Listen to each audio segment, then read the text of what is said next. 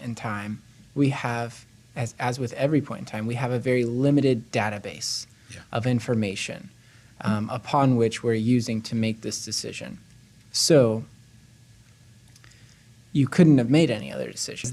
Before we jump into that, I want to quick question to pose for anyone listening to this. Are you aware that you're a butterfly in this present moment? Have you appreciated that? I don't know, just food for thought. So I'd love to go back to that question and also introduce maybe another flavor or perspective. Welcome to the ENSO podcast. This is a podcast for people engaging in the never-ending process of expansion and growth. The purpose of this podcast is to expand and grow through awareness, introspection, and stillness. We fundamentally understand that relative to all there is to know, we know relatively nothing. With this in mind, we will consider and reconsider interesting perspectives, ideologies, and strategies for the purpose of self-actualization.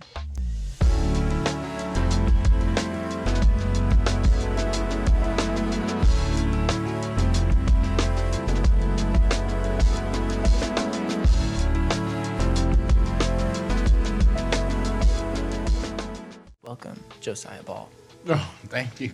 I feel like I'm the feature here with that intro. But thank you for having me. I'm not a guest. I am a partner in this podcast. That is so true. And I look forward to talking about different things that we want to understand and setting aside some of the things that we know and using the past for what it's worth, reference. Using the past for what it's worth. I love Reference, it. Yeah. All right, so today we're going to be talking about preference falsification specifically. That's going to be one of our anchors, and we're going to meander to and fro and see where we end up. But can you start us off by giving us a definition of preference falsification, what that means? Yes, and I just want to highlight this is not my definition. I think this is the definition. Preference falsification is the act of misrepresenting a preference under perceived public pressures, right? So, of course, and again, that was your personal definition? No, most certainly excuse not. me. But I agree with that definition. It seems to align with the experience that I've had with the concept of preference falsification. And I think the key word for me is perceived, which can be different for every single person, right? So go ahead. Look, you had maybe something to say or I ask. usually do. Okay.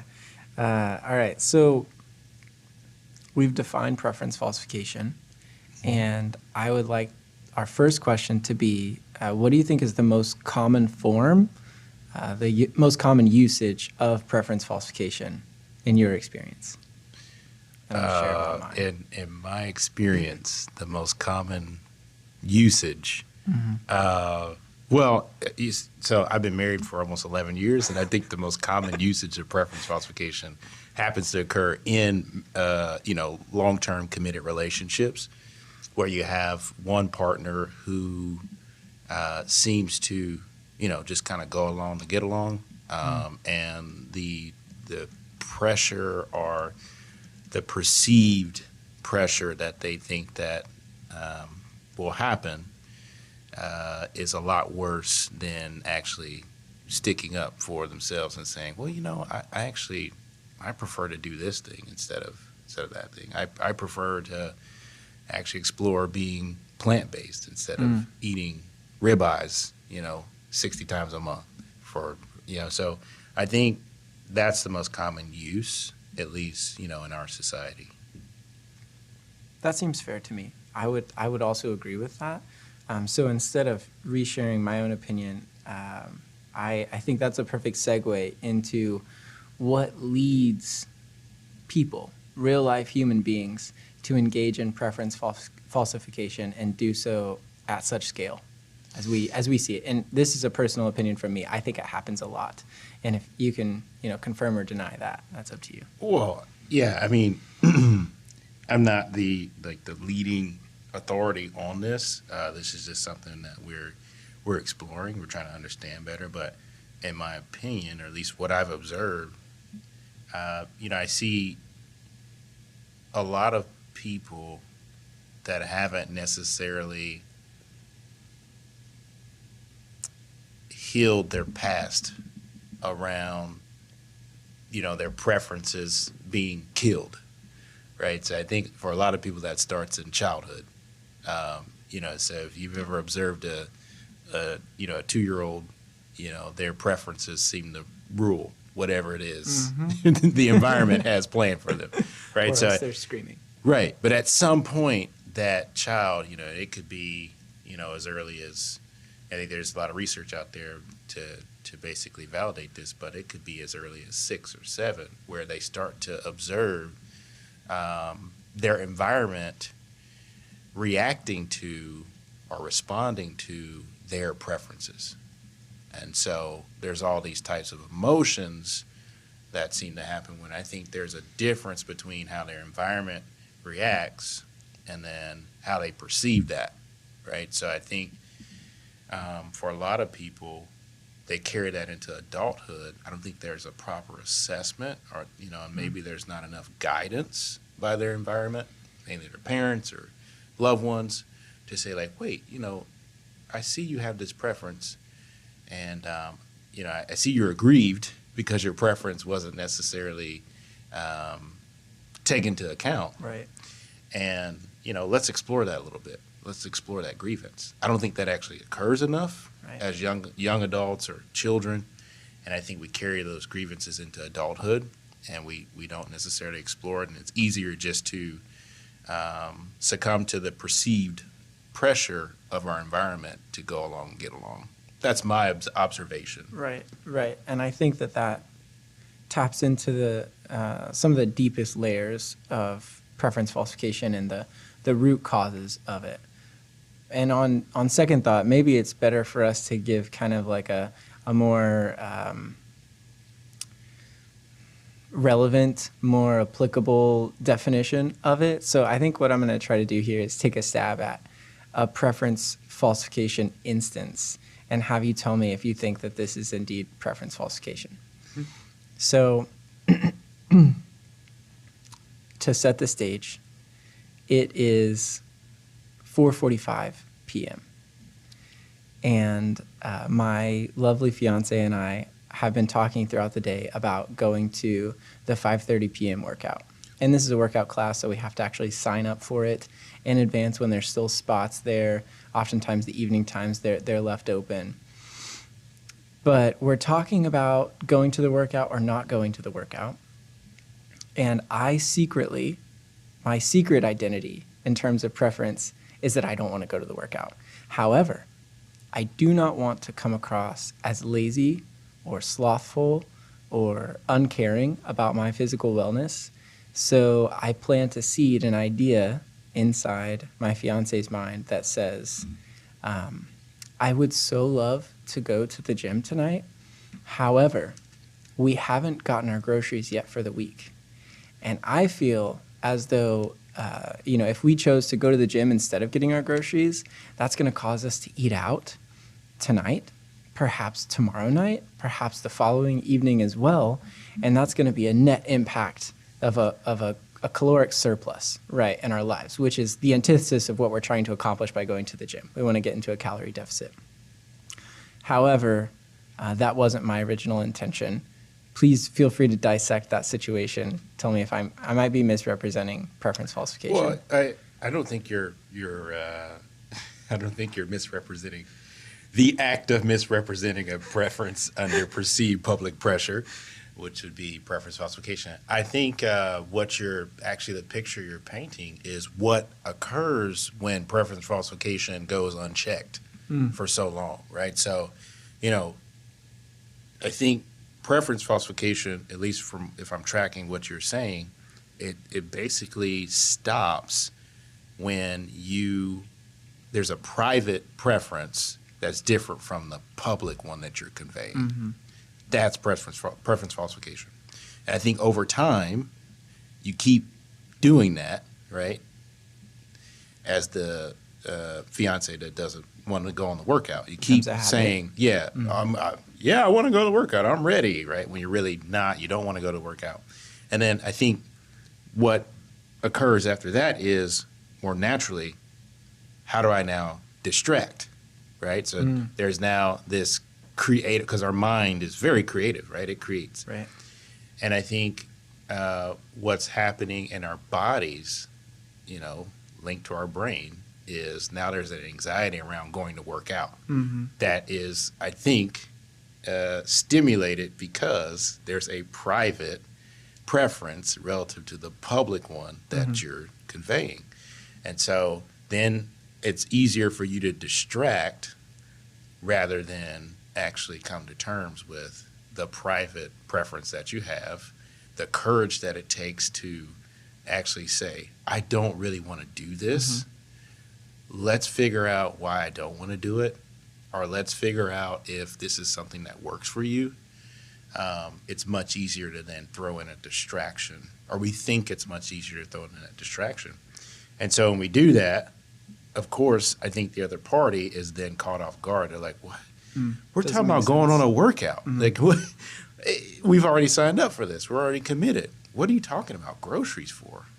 Or what are you talking about eating out for, right? And so I think at that point, if the initiate of that preference falsification and distraction is still tracking, which is highly unlikely because they've got a lot going on and it's very hard to focus, then it turns into this argument or this, point of contention that doesn't have anything to really do with the preference falsification itself, which is I don't want to go on a workout and I'm too afraid to explore why I don't want to work out. Okay, beautifully put, as per usual.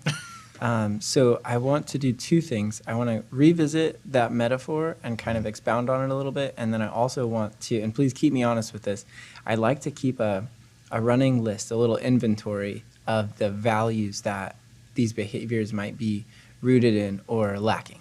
So, for instance, I think we've talked about courage a fair bit, right? Facing fears. And then we have also discussed, and you might have a better word for this, but I'm thinking just general security. So when I'm doing impression management, I'm engaging in the act of impression management with my fiance by saying, here's my alleged reason for not wanting to go to the gym tonight because I don't want you to think X, Y, or Z. So that's a little inventory. Let's go back to the example, and we decide not to go to the gym. Yeah. So Rachel is like, you know what? I see your logic, and you're right. I've never heard her say that before, by the way. But just if she did, let's just have fun with this. And then so I'm like, whew, oh my gosh, what a relief. I don't have to go to the gym tonight. I don't have to do that thing that I so desperately didn't want to do. And I don't have to take responsibility for the fact that I didn't want to do that. Right. So crisis averted, right? This is the proverbial easy path. We've made it. However, what happens next? So then Rachel, she goes into the hall closet and she takes the reusable grocery bags out off the hanger. She puts them on the kitchen bar. And she sees that I'm still working in my office. Yeah. She's like, hey, about what time do you want to head to the store? And I say, baby, just one more moment. I'm really finishing up this email. It's very important, but I promise we're gonna go here soon. Finish up the email. It sends out, and then fortuitous isn't the right word. Conveniently. That's it. Yeah. Conveniently, I get a phone call that I could choose to answer now or return that call tomorrow. And of course, I choose to answer the call. And so I'm on the call for another 30 minutes. And then I get off the call and I say, wow, time really flew by.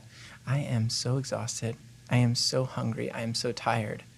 What would you think about getting some takeout? And so there's a reckoning that's happening right here. When Rachel looks into my eyes and starts questioning the underlying assumptions, the steps of the stairway that led us to this present moment in time. And what I've done unintentionally, and I find this happens often when we take the proverbial easy path, is that I've sown some seeds of distrust, and it presents as confusion or misunderstanding. But now I have effectively, I'm going to tie this up, put a little bow on it. I have effectively done the most detrimental thing that I could possibly do, in my opinion, in the context of our relationship, because I have eroded our sense of trust and accountability between each other. I agree. It's a really good or a positive way of tying all that together, right? And I think trust is in terms of the definition, trust is the thing that is the key, right? Because it says, the preference under perceived public pressures. So if I'm perceiving what someone or something or, some people may believe about my behavior or my preferences, but I actually haven't tried it to see what they actually believe, right? Or how they actually will behave, right? Then that means I actually don't trust them, right? I mean, quite possibly, if you're following that logic, right? It also could indicate that I don't trust myself to some degree, because I don't, if I'm not exploring why I don't want to work out, which is that is, in my opinion, that is the focal point of the argument of the entire falsification. I haven't really explored why I don't want to work out. If I stop to introspect around that may be enough to help me either find the courage to say, I don't want to work out, and here's why. I've explored it. Here's why I think. Right. Here's why I think. Yeah. Right. Yeah. Or I can go the other route, which is, actually, I just had a rough day, and I had a moment where I was going to, I was myopic. I didn't see the bigger picture to this workout because, I didn't really think about, what I'm trying to accomplish long term, right? But I think in either way, you have to engage in that introspection around the trust variable. What don't I trust about myself? What don't I trust about the environment that I am a participant or an initiate or architect of? Right? Absolutely. And then how am I not giving the other participants or co-collaborators the opportunity to actually engage in the trust fall, right? This is kind of like the concept of boundaries, right? So whenever we fail to set healthy boundaries, then we have removed the privilege of the person that we're in community with, that we have a relationship with, from honoring those boundaries. Right. They never have the opportunity to honor the boundary that goes unstated. So it seems similar with preference falsification and my distrust of really Rachel's ability to honor me in this present moment, my state of being, whatever it is, good, bad, or ugly. I didn't give her that opportunity. And why didn't I give her that opportunity? Well, they're full circle. We're back to childhood and preference, stating preferences. We have this trajectory where we go from very, very powerful, like we're talking about 2 years old, or think back to infancy, right? When you cry, and this isn't universal, but most parents are getting out of bed to tend to your cry. So you have a tremendous amount of administrative power. You're determining where the resources are going and when and to what degree. And then as we age and we develop higher levels of consciousness, we have greater understanding of the environment and the roles that we all play in it. Our power shifts. We lose a lot of that power. Your parents tell you to do something and you say, I don't want to do that. Why should I do that? And they say, because I told you so. It's really the essence of powerlessness, is it not? It is. I mean, to some, I was told I this. think so. I agree. I'll go back to kind of what you were saying earlier. You also don't give Rachel or the other participants in the environment the opportunity to perceive you comprehensively. You're taking that from them.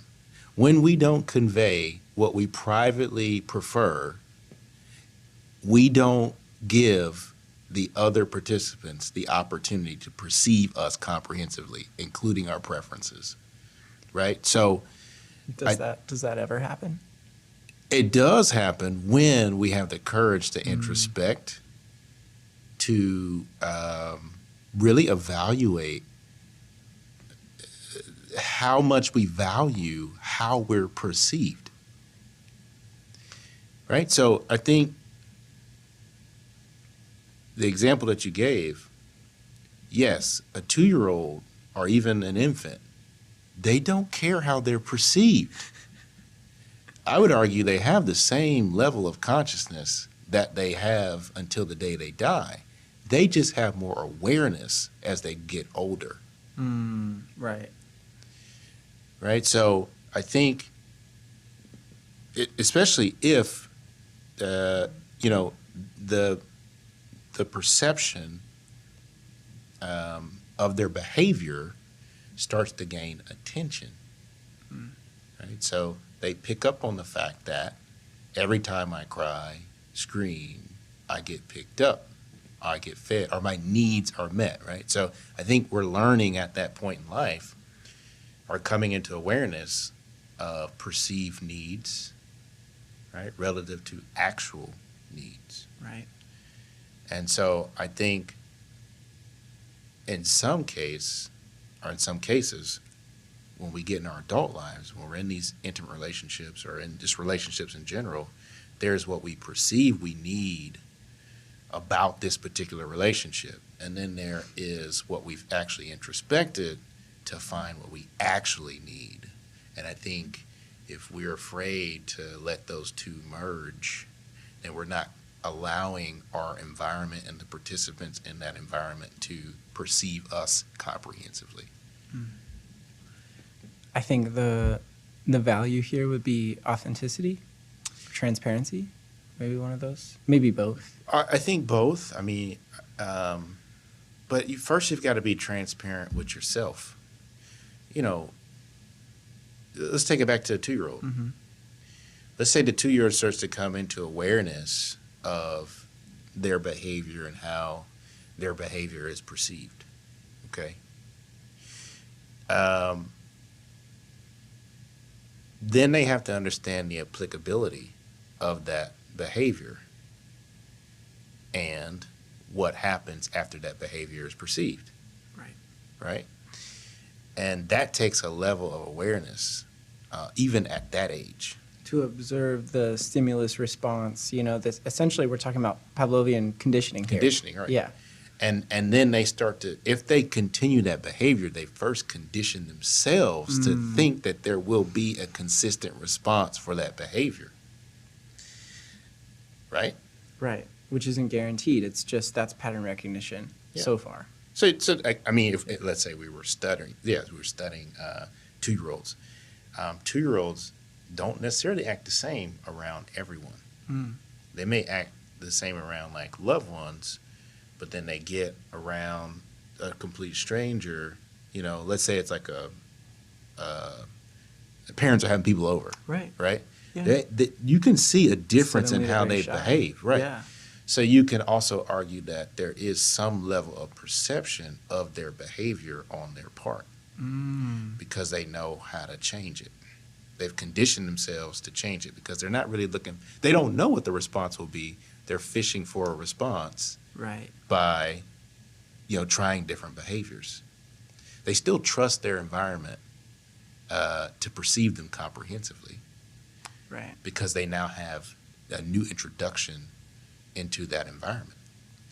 And so I think we're not necessarily introducing, people into our relationships, but it is an environment. And I think the moment we stop introducing new behaviors or new conditions that would allow us to behave in different ways, that would allow us to be perceived in different ways by our significant others or whoever we're in a relationship with, then I think that's the moment we stop trusting ourselves to adapt and to condition ourselves to new variables and new conditions. And this leads us into learned helplessness. Learned helplessness. My gosh. Yeah, when we stop, we stop trying because we've lost our self-efficacy, the belief that we can prevail. We can reach a successful outcome. So another value, acceptance, perhaps self-acceptance. And I would love it, and feel free to steer the ship wherever you want it to go, but I would love it if we talked about relationship with self in the context of internal preference falsification and having an honest, trusting, connected, and loving relationship with the self. Because once we, like you were talking about, introducing additional variables, additional conditions, it complicates, right? We have a complex system because suddenly these variables are interacting with one another and impacting one another. So let's bring it down to the most granular level that we can, which I think, in my opinion, is relationship with self. And do you think this is a silly topic? Do people use preference falsification internally? What are your thoughts on that? I think that's the first place they use it. That's what I think also. When you can start to convince yourself that that's not actually your preference. Sometimes that works out in a positive manner, right? So let's say you look up, let's say you're going to the gym, you're fully engaged in preference falsification with your fiance, and you keep going to the gym, right? And then you look up 3 years later, and you're like, man, I don't really want to do this, but I actually love going to the gym now, and now it is my preference, right? So sometimes that can actually, because you've seen the positive benefits, sometimes that can be a positive thing. That's just one example. Interesting. There are multiple examples, probably an infinite amount of examples. But, because we have a negativity bias, right, we're looking at preference falsification in a negative manner. And, I'm not going to say that it always works out more in a negative fashion, but boy, is it easy to pinpoint right when it does, right? So I think the first person or first individual we engage in preference falsification is ourselves. And I do think in terms of the environment that we're creating, the first environment that really thrives off of preference falsification is the environment within that we create. We start to have the conversation with ourselves around what or how someone else is going to react. Right. How does this tie into, I get a double here. How does this tie into cognitive dissonance, if you see any overlap there? And also, this is kind of one to let marinate in your mind for a second, but what is the most pernicious pattern of preference falsification or circumstance of preference falsification that you can think of? And I'm going to be kind of thinking over here as well. Yeah, so the first Cognitive dissonance. Yeah, cognitive dissonance. I think, when I look at cognitive dissonance, I'm not sure it could actually happen without some sort of misrepresented assumption in some case. Like, I think that may be the underlying, the bedrock. Now, I'm open to being corrected on that, but I just don't know because it builds on top of that, right? So I think if we're not to question one's assumptions is to question oneself, because I think every time we make an assumption and we actually make decisions off of that assumption, then I think it starts to change who we are. the more consistently we engage in that behavior. And so if we don't start to question our assumptions, which in some cases can manifest as beliefs, if we don't start to question those things, then how will we ever truly begin to question our decisions and understand the impact of those decisions? It's a loop. It's a loop. But I mean, I think it's more like a cone. A cone. Yeah. Right. It's a spiral. A funnel. Right. So, I do think. Those are not good times at the bottom of that funnel, though. They're not, right? Because it's like, man, either you get to the point, and it's probably a mixture of both, where you're like, man, I was deceived. Or it's like, man, I deceived myself. Right. Or it's like, man, they deceived me and I started to deceive myself, right? So it's just, I think that's the bottom of the funnel. But in terms of a loop, you can start to come, build back up or go back through, this time with more awareness, right? I think you always had that level of consciousness. But I think you become more aware when you start to question the underlying assumptions to some of the decisions that we make. So, as you're talking. Well, I got to answer the second one. Right. Go ahead, yes. Right. And this is kind of, I'd like to jump in here before you share an absolutely brilliant and mind-altering idea about the most pernicious form of preference falsification. But as I'm thinking through it, I think of the building blocks of our identity. Because, and this is not a new idea, people have been known this, or at least had this theory for millennia, that our thoughts are the building blocks of our identity, especially recurrent thoughts, and which we would call patterns.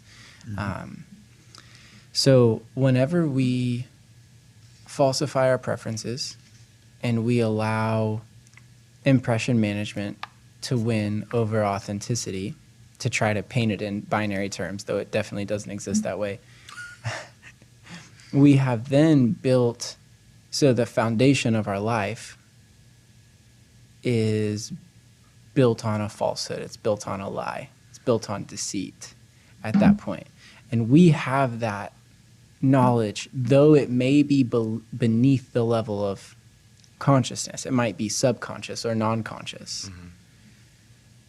So, and I'm going to relate all of this back to, why do people make bad decisions? Well, a decision is the aggregate of the knowledge and experience that we have at a certain point in time. So, of course, we can look back in hindsight and say, wow, knowing what I know today, I would never have made that choice, because we were looking at an incomplete picture of the puzzle when we chose where to place the next piece. So through that lens, I think that preference falsification, it's the wrong piece in the puzzle. And then we have no choice but to try to build around that puzzle piece, which means jamming in other pieces that don't fit, until we have a puzzle that is actively trying to separate due to natural forces, because the pieces do not belong together. I went so far down this rabbit hole, further than I intended to go. But what do you think about all this? And please feel free to blow me away with a very pernicious example of preference falsification also. Yeah, so I'm tracking everything you're saying. I would just suggest that it might be a tad bit too definitive. Probably. Right, so if we're using words like wrong, right, or if we're saying like, if I would have looked back and saw like, the thing about awareness is it's always growing, it's always evolving. And so I think once you become aware of something, then that's it. Like you're aware of it. And so it's up to you if you hide from it, right? Or up to us. So, I think the thing about experience is, you come into new awareness of particular things that you were, I think, always conscious of to some degree about yourself. But then the question is, how do you use it? Right? So, I think preference falsification, the most pernicious form of preference falsification is when you're aware. You're so aware of your preferences and that they're completely misaligned with your environment, and you continue to ignore those preferences. I think that is the worst thing, because it's just self-harm at that point. Is this like an epiphany, or is this something that that grows slowly over time? It's like cancer. Like it grows, it eats at you. And I think at some point it starts as an epiphany, right? Like you're like, man. You notice it at some point. At some point, yeah. You're brought into awareness. And then at that point you can try to run from it, or you can try to ignore it, and definitely become distracted to the point where, the things that become problems are the challenges that we have in our lives. It's not really the thing, right? But we've kind of layered it with distractions, like you said. Like, well, we're going to eat into our budget if we have takeout, and then you ultimately end up doing what? Having takeout. The thing you tried to avoid, right? But that wasn't the thing you were actually trying to avoid in the scenario. The thing you were trying to avoid in the scenario was really asking yourself why I don't want to work out. Though they're often relevant and logical, totally rational things, which is the very outcome we're procuring through the situation. Exactly. Unintentionally. Yeah. Unintentionally, while being intentional about not exploring it, right? By stating a false preference. Right. Yeah. So I think the most, in my opinion, the most pernicious form of preference falsification is whenever you essentially come into awareness, that you don't want to, for example, you don't want to work this particular job. You don't want to be an employee anymore, right? It's not your preference, but stick it out for a couple more years because you got kids or pets or responsibilities or whatever it is, right? Yeah. And so, and then once those particular responsibilities are no longer there, you're still in it. It's almost as if you have ignored it for so long that you begin to forget that was your preference in the first place. Like it's preference death. Right, we're disconnected. Right, from that. You're disconnected from what you ultimately desire as a human being, and I think that's the most pernicious form. And I don't, I'm not even saying that it's something that someone does to you. I think the most pernicious things are things we do to ourselves. Right. And so I think that, to me, that's the most pernicious manifestation of preference falsification, when you essentially are just preference dead. I don't even know if that's the right term, but it's like you can't even feel your desires or dreams or hopes or preferences. They're just numb. Right. You're numb to it. I think this begs the question, when does change happen? How does one awaken those? Because, there's a very possible, maybe even probable potential for somebody to listen to this and identify with what you're saying and say, I think that I have ignored my desires. Ignorance might be a good, I've ignored my desires for so long that now I can't seem to awaken them. I can't seem to connect with them. And the pain is building. And I'm going to draw on an Anais Nin quote that I conveniently looked up because as you were talking about it, it reminded me.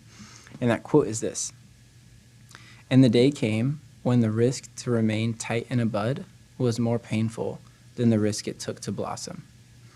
Ever since I heard that quote, it has stuck with me. I love that idea, and I think it's so powerful because so much of humanity is centered around this concept of change.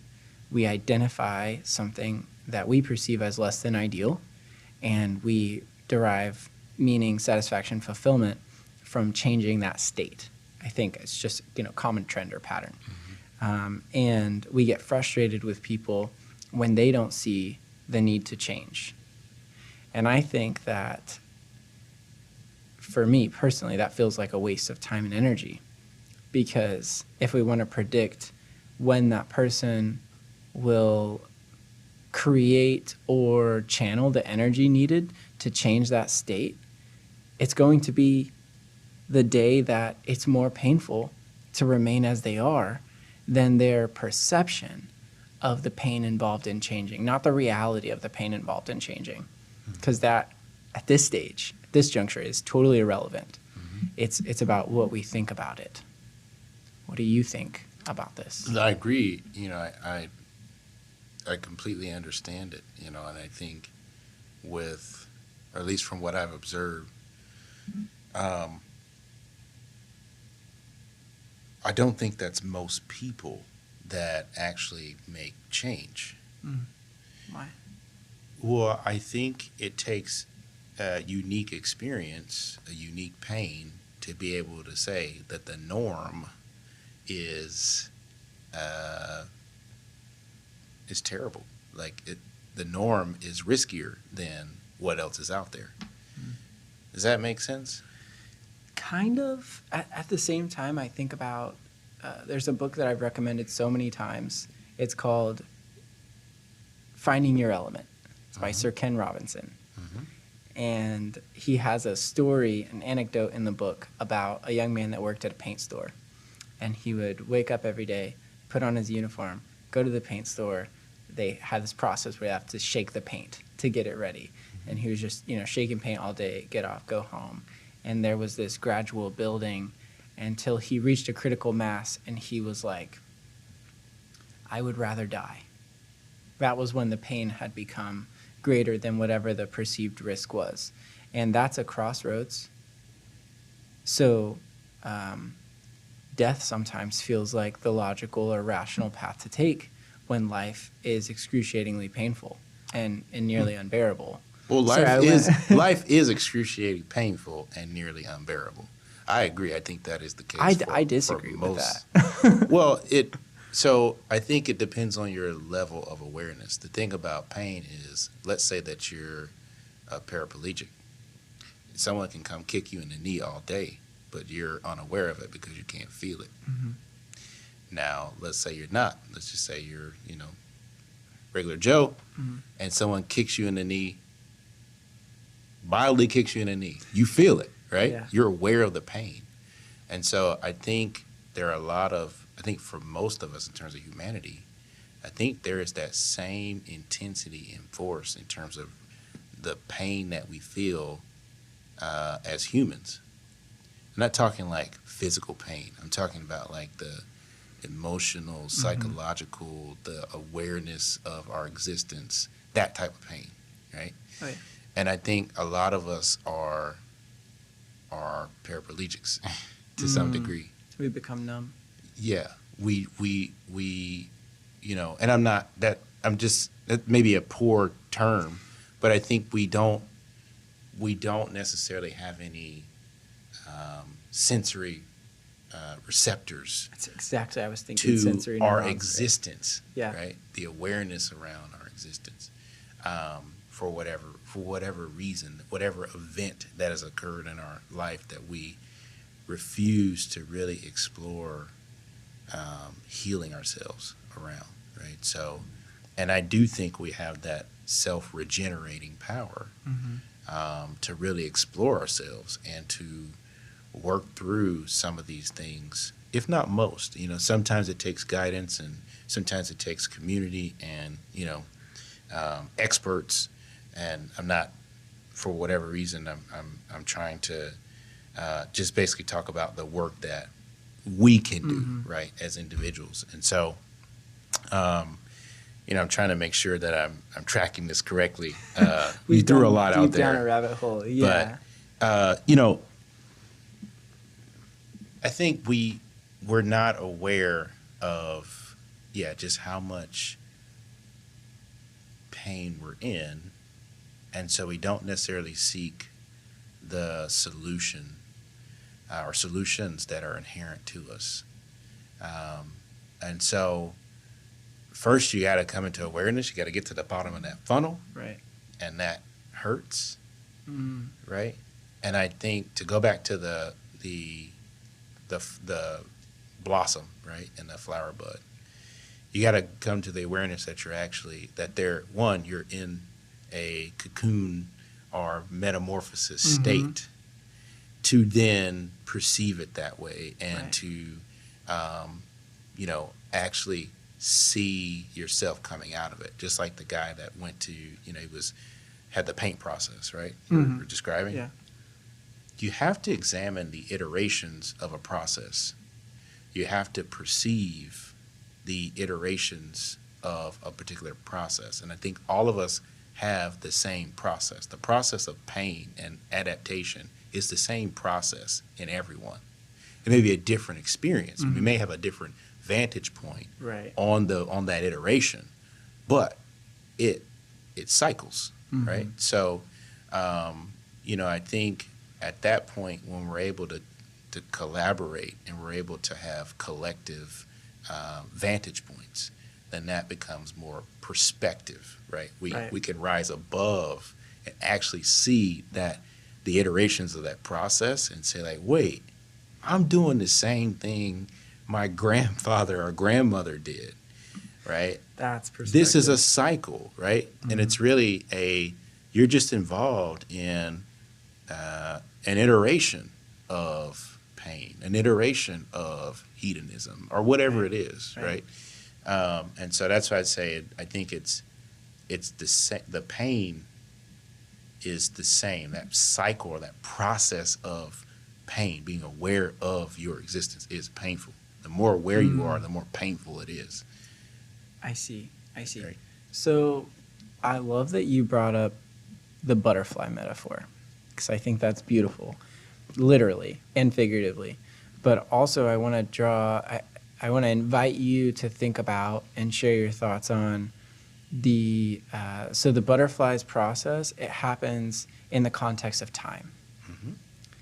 And when I think about the actual function, the mechanism of change and growth and expansion, so with the butterfly, it's pretty apparent, right? We have the caterpillar, and we go, it goes into its chrysalis, and then it emerges a butterfly. And so it's this very artful coloring book type definition of change and growth and expansion. However, I think in most cases across a human life, human experience, I think that we are constantly in each phase of the process. I think we are the caterpillar, we're in the chrysalis, and we are the butterfly all at once. It's the time-space continuum has collapsed, and to me that feels so much closer to reality, because we are ever complex, ever dynamic, ever evolving creatures. That's another. So do you know the lifespan of a butterfly? I don't. It's actually. 2 to 3 weeks. Is it really? Now it can vary among species, but I generally. agree. Right. So you said caterpillar, pupal, and then emergence. Those are 3 phases. Right. So I think I used the technical term for a cocoon. I hope I spoke correctly. We'll see. We'll see. I'm sure someone will fact check us. All 4 people listening to this. Yeah. But no. So I think it is. It's a good parallel or an accurate parallel, right? So there's 3 stages, and then you also reference the 3 phases of time or tenses of time. So you get past, present, right, and then future. And then how they parallel to that lifespan of the butterfly. I agree. We are aware of not only our transformation. Well, let me go back. Let me correct myself. We have the capacity to become aware. Mm-hmm. I don't think everyone is aware that they're even a butterfly, Right. much less that they have 2 to 3 weeks to live, Mm-hmm. right? And they're certainly not aware of the transformation while it's happening. I think there are several events that occur in our life that introduce an element of pain or some catalyst to change. But I think for most of us, we're just unaware of our capacity to change through our thoughts and manifestation. And we're unaware of our capacity to transcend just our life, but, entire generations. Find the perspective that it takes to move, our entire family out of certain environments, mentally, physically, emotionally, spiritually, right? To break some of these loops that we're in. And so, that's the type of awareness that I'm talking about. And I think it's based on your experience. And I don't think, if we look at a family, right? So like we look at your, let's say my family, for example, right? My dad did not have the same upbringing that I had. It wasn't even remotely close.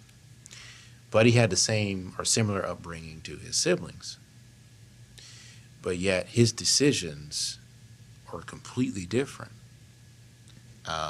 when I look at the results. Mm-hmm. And I have to attribute that to his experience, his slightly varied experience relative to his siblings, and then you look at their trajectory as adults or young adults, and then, older adults, and you look at their decisions and you look at how some of the things played out when you look at how they influenced them, right? So I think my dad making different decisions or some of my siblings making different decisions is really about their unique experience, not necessarily their composition Right. as a human being. So, that's just kind of my take on it. And I don't think everyone responds the same way. And it takes a unique experience for that person to kind of find a perspective that maybe family members couldn't find or people that came from the same environment couldn't find. Right. Right? There's nothing really unique about them. It's more about their experience, Right. in my opinion. Yeah. No, what do they notice? Their awareness. Yeah. And how does that impact their experience? Have you, before we continue, Yeah, please. have you ever heard, or maybe even you've asked yourself, like, well, how come I didn't think of that? Mm-hmm. Have you ever asked yourself that? Yeah. Because you didn't have the same experience, Right. right? Because so a lot of times when people create things, it's 100%, in my opinion, has more to do with how they perceived that experience and what it is that they wanted to do about it, rather than like what they are. Right. Or genetically, physically, whatever. And there's several examples of this, right? Like, just countless examples. Look at like Steve Jobs, right? Mm-hmm. Like his upbringing. This is a person that was relatively disconnected as a child from family, but yet he created one of the best connectors for families, right? Like, think about how many times you FaceTime a loved one.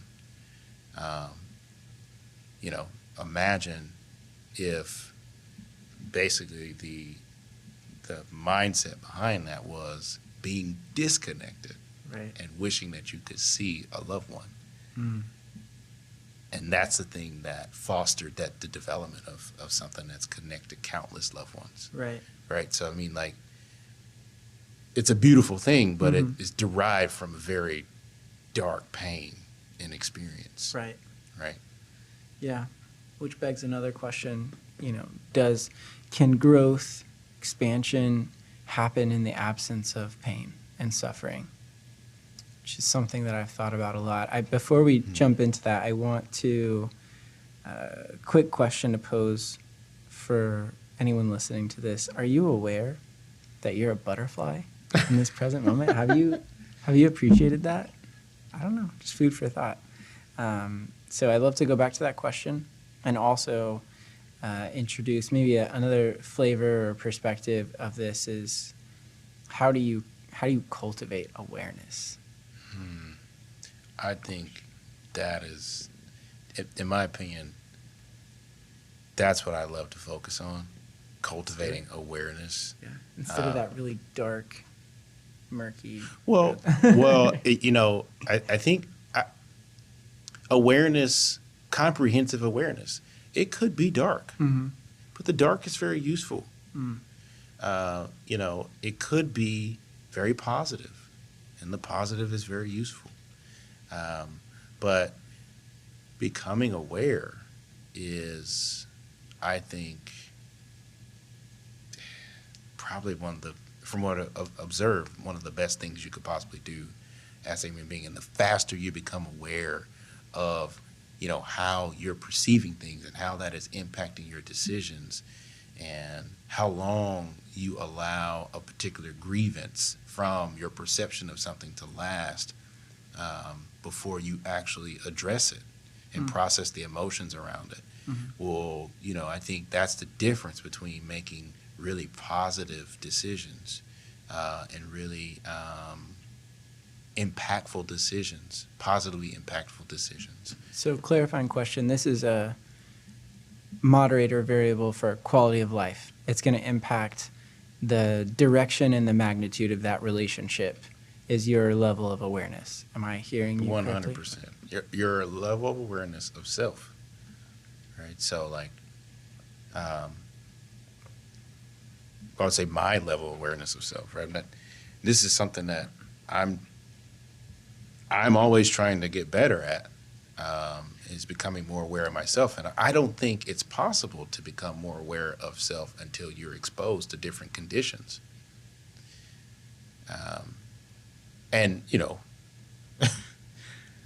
I'm not saying that I want to be exposed to every single condition out there. No, I don't. I'm just saying that I want to practice as much awareness as I possibly can to optimize that experience of the new condition that has been presented.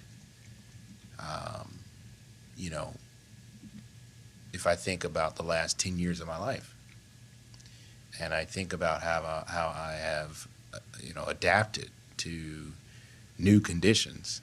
Like you said, if we could go back and look at it and say, man, if I would have known this, well, I don't even think it's about knowing, right? It's about did I really explore myself at that point? Did I really, evaluate and assess what was actually happening in my life? And did I look at it the most positive way that I could, or the most comprehensive way that I could? Mm-hmm. If we're asking ourselves or telling ourselves, if I would have known then the answer is no, we didn't really look at it as comprehensively as we could have, because there's no express regret, in my opinion. You just said the operative word, regret. Yeah. So this is probably the topic of conversation for thousands of podcasts. So I hate to be so standard, so mainstream. But I think that this idea of, there's a camp that says, I have no regrets, and they have their reasons for saying so. And then there's also a camp that says, how ridiculous for someone to say, I have no regrets. You're telling me that knowing what you know now, back into the past, you would make that same decision. And I think both, if I were tasked with arguing both sides, I could argue both sides. Mm-hmm. I do have thoughts and feelings of my own in this also, but I'm really curious to hear if you've spent any time thinking about this, if Regrets? this feels relevant. Yeah, regrets and the having or lack thereof. Well, I think it was Kahneman. Daniel Kahneman. He was talking about how like regrets are relatively short-lived. Like they don't really. Regret is not as impactful as we think it is. Seems to depend on the regret. Well, yeah, it depends. You know, regret, I mean, I definitely have had regrets, right? And I believe they were well warranted. But I also think that I have inflated the outcome of certain things. I resonate with that. Yeah. And, looking back on it, I'm like, man, maybe I made too big of a deal of that. And so even that's regrettable, right? Because it's like I wasted 5 minutes of my time. Precious time and energy.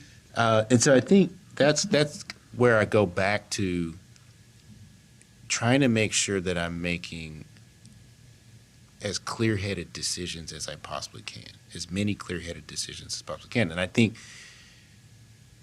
there is an emotional component to pretty much everything that we do. And if we're not processing the emotions of events, either events that occurred, earlier in life, events that are occurring, currently, then I think it's going to impact future events. Now, who's to say whether the impact is positive or negative? I think it's both. But the regret comes when we're assessing the positive and negative impacts of the events that we have facilitated. And making judgments about them. Really. And making judgments. The judgment is, well, I regret, I would have been better off doing this, or that's a judgment. You don't necessarily know for sure.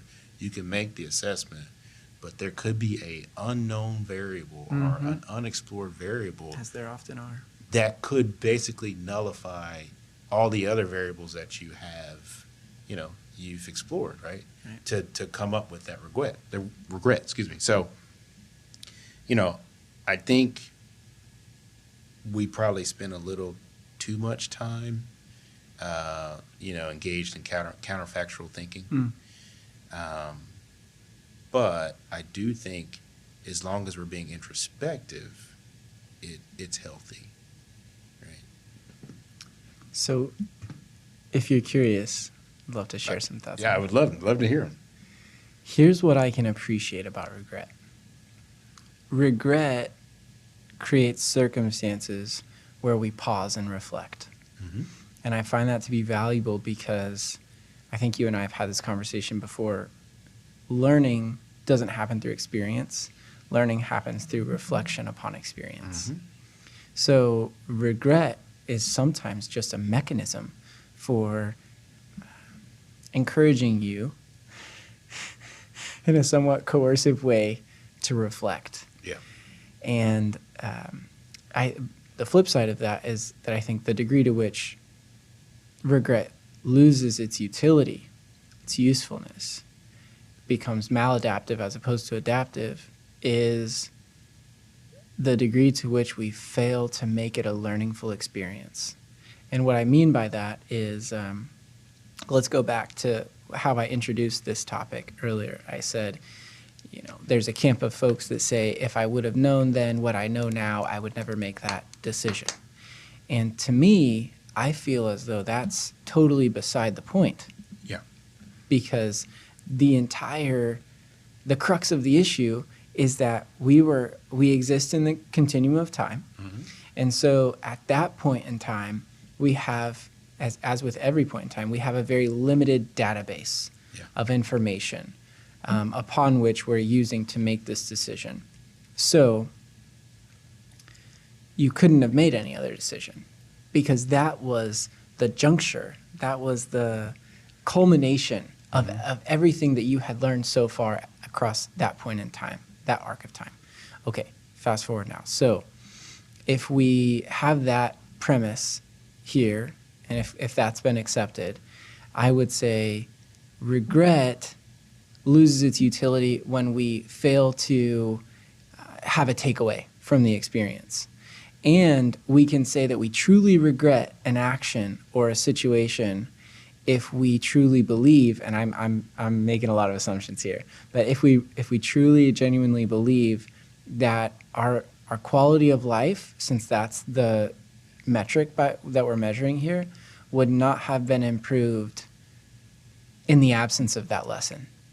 So from making that quote unquote mistake, from making that decision, which triggered a pain response, have I learned something valuable? Or is my actual wisdom, the genuine understanding and application of that understanding, did I gain no wisdom from it? Am I taking the same steps, making the same quote unquote mistakes, and then creating a pattern of regret? What do you think about all this? I definitely appreciate the thought, right? Putting the thought into it, and I feel like this is what you tell a child before you absolutely crush their. First of all, I do not want to crush children.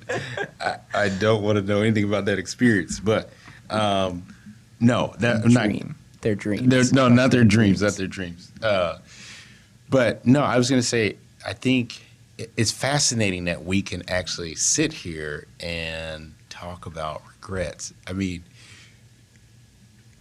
300,000 years ago, like the regrettable thing would be to eat something that was poisonous, right? Like die, right? That's something that you're never going to do again, right? Mm-hmm. Like, so I think, if you live after eating that thing, then you're just going to eat less of it at that point. It's a very simplistic way to look at regret, but I think we have definitely made it a lot more complex than what it probably needs to be.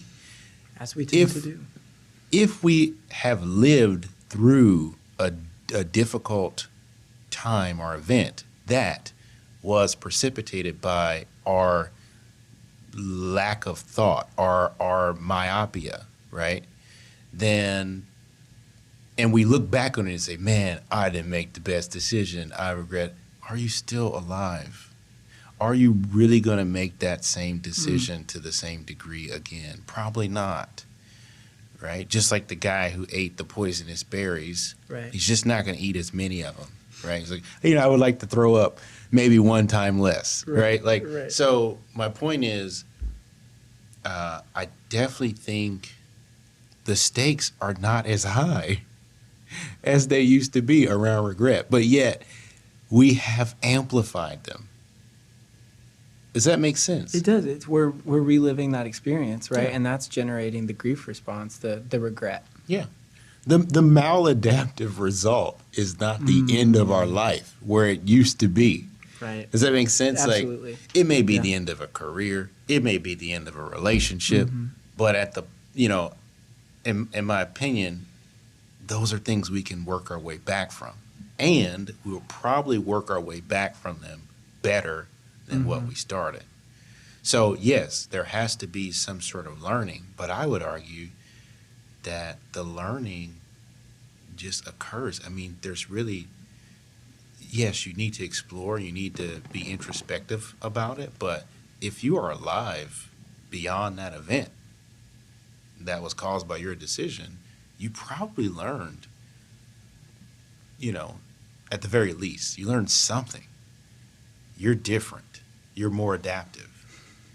That's just my opinion. If you're lucky, right? If you're, yeah. Now, I think the people that actually go on to develop perspective, one, they write it down, right? They say, like, man, this is, like we were talking about earlier the other day, like how so many books that, you've read, someone says, like, I had a nervous breakdown, or I had, like, psychosis, or, stress-induced. Like, they learn from that, right? They are now writing that down. They're creating perspective for others, where maybe, I think, what we need to be concerned with, the people that actually read about that experience, the people that actually see that experience and don't really get the perspective that was gifted to them. Right. That, to me, that is like, What is it? that's a tragedy. Mm. And maybe because I grew up in a big family, like 6 or 7, so I got to learn all types of lessons that I didn't have to go through, right? So it was a beautiful thing. But I Right. think we're all a part of this big human family. We're all younger children in this big family across the continuum of time that we all live in. And if as much information that we have recorded, as much knowledge that we have recorded, if we're not gaining perspective on a daily, hourly basis, that is the tragedy. That's the tragedy, in my opinion. Ultimately, it's an opinion, one that I share. Yeah. On a very deep level. And we're both big readers. We both feel that there is so much value in learning from the experiences of other people. And I think it's fair to make this assumption, and I definitely, about myself and about you, is that we're seeking the experiences of some of the most extraordinary people who have ever lived, which really that's just a proxy for having an extraordinary experience. And I think it's the perfect segue into the last new topic that I'd like to introduce here, which is the soul curriculum. And I'm not entirely sure where I became familiar with this concept. Perhaps a beautiful book written by Gary Zukav called The Seat of the Soul, I think maybe, but I'm not sure on that. So anyways, but the idea is this, that we are born into this existence with a predetermined curriculum.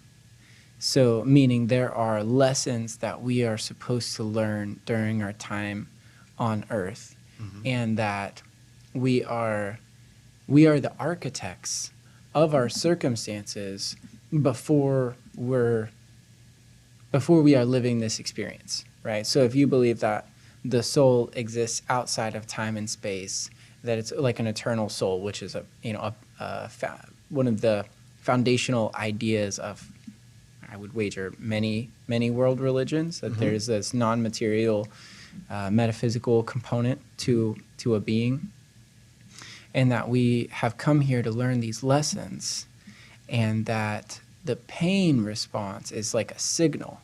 There's something valuable here to be learned, and that is why we're experiencing pain, similar to how our bodies alert us to maladies, right, over time. If something is consistently bothering you, it might be time to stop and pay attention to it. Pay attention to the chain of events that precipitated this acute pain or this chronic pain, whatever the case may be. So all of that to say, I think that regret is a very useful mechanism for reflection, and also as kind of a function of it would be fulfilling our soul curriculum, learning the lessons that perhaps we came here to learn. And this is going back to just my personal beliefs, but my suspicion, I like that better than belief, because what can we really know? But I suspect that the lessons lead to a much higher quality of life. And this is anecdotal, though there are many stories, many books, and historical documentation to support this idea, but that through learning, and we tend to refer to them as virtues, right? But it's not exclusively. I'm just saying those are some good guideposts for this idea that if you live perhaps in greater alignment with some of these virtues, you may be more likely to experience a higher quality of life. But what I really want to know is what you think about all this. Well, my question is, based on the logic that you laid out, what was the soul curriculum, and the premise being that we're here to basically learn these lessons. The indicator is pain, and I think you're saying that there's a parallel between the the pain that teaches us the lesson or makes us pay attention, and the overall impact of regret that we have. I didn't mean to be so draconian. It's not just pain. I think beauty and connection and Right. love, I think those are also indicators, Indicators, yeah. as well. So regret can be a indicator, right? The thing that is, and this may not be the perfect example. You're throwing it out there to find some sort of parallel. But the thing that about regret being an indicator, at least for our life, is that I'm not sure. Well, I hope one is not experiencing it as frequently or consistently for it to be that thing that constantly alerts them that something is off, right? Or that they're doing something that they need to maybe correct. I think if you do experience true regret, it's a handful of times in life. Wow. And I think if that is the case, then regret, because you can't really get that particular moment back, I think regrets are really for future generations. Does that track? Like, I'm marinating on it. so let's say you make a mistake at 22. Are you ever going to be 22 again? No. And the particular thing that you regret around the age 22, you're probably never going to be in that scenario again. So the learning from that, there's a few things that you can learn, but in terms of the overall application of being in that particular scenario again, I think that is something that is probably more applicable to a future 22-year-old. Does that track? Directly applicable, yes. But the pushback here is that through my experience, I've experienced a bunch of little regrets. Yeah. And it's just a pang of, ouch, that the pain of recognizing that something could have been a little bit better with a very small tweak. Yeah. And there's the regret, but my objective is not to sit in that regret. Right. Because it's not a very powerful state. It doesn't really help me do the things that I feel I'm called to do and have a genuine desire to do, but is to transmute that into agency. I was the creator of that situation that produced regret, and I can leverage this information, turn it into wisdom, Right. by making a small tweak or change that produces a better experience for myself, selfishly, but also, since these things are kind of contagious, you can't help but share that, right? The internal becomes the external, and vice versa. Well, I guess I'm not sure that I would characterize that as regret. Right. I would probably characterize that as something that basically sets up regret, which is loss, right? So I think I think regret is really like you're acknowledging or you're aware of the loss of energy or time or something that you put in that didn't necessarily pan out the way I wanted it to. Yeah. So I think loss, like the pain of loss, is something that there are varying degrees of, and I think regret is like the other end of the spectrum. Super severe. It's severe. Yeah. Right. And people sit in that, right? But I think loss is like, they lost that game. If I would have worn these shoes instead of these, you're not going to obsess over that for too long, right? But it's like there is a degree of loss there, a pain of loss, and yes, I think in your lifetime, if you process that loss and the emotion around the loss, which that happens way more frequently than that big regret, right? Then you're much more likely to adapt and make those changes, that lead to a better quality of life. I agree. Yeah. You heard it here first, folks. The secret to a higher quality of life. I'd like to take this time to thank our co-host Josiah Ball. Yeah. For Thank you. sharing his thoughts. You're welcome. Thank my co-host Chase Bryant. And all 4 of our listeners also. Thank you. Our hearts go out to you. The Enzo Podcast is brought to you by Bolt Human Capital and Noon Holdings. music. The song Full Bloom by Yule and Noemina. You can find them wherever you listen to your music. You can find the Intel Podcast on Spotify, YouTube, or wherever you listen to your podcast.